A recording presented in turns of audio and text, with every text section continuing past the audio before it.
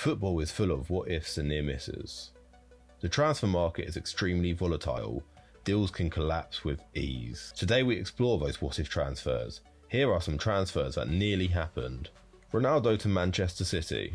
Cristiano Ronaldo is undoubtedly one of the greatest footballers of all time. A product of the Sporting CP Academy, he made his name as a truly elite winger at Manchester United in the 2000s until he left the club to join Real Madrid in 2009.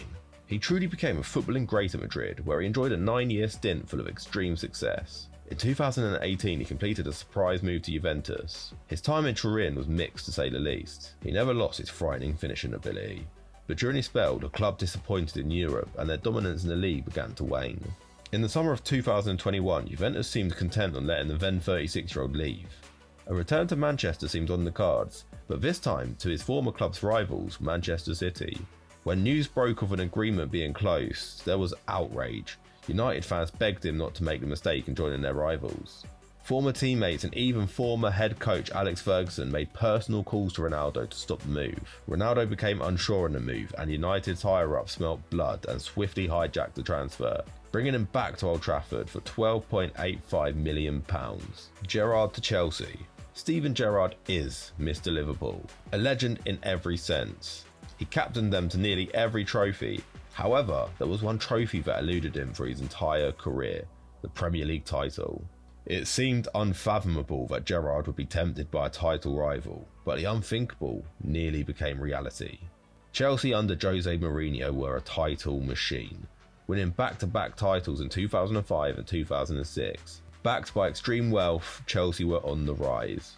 Gerrard was tempted in 2004 but stayed. However, the following year his head looked truly turned as he handed in a transfer request to join the Blues. The backlash was hostile, some fans even burning shirts with his name on. Seeing this response changed Gerrard's mind. He stayed at Liverpool for another decade, never winning a league but cementing himself as an Anfield legend. Neymar to Chelsea. Sticking with Chelsea, they attempted to sign then Santos player Neymar in 2010. Neymar rejected the Blues' advances, with the Brazilian winger stating that Brazilian legend Pelé helped persuade him otherwise. In 2013, Neymar would join Barcelona, where he became one of the world's best forwards. He eventually became the most expensive footballer of all time when he joined PSG for around £200 million. Zidane to Blackburn.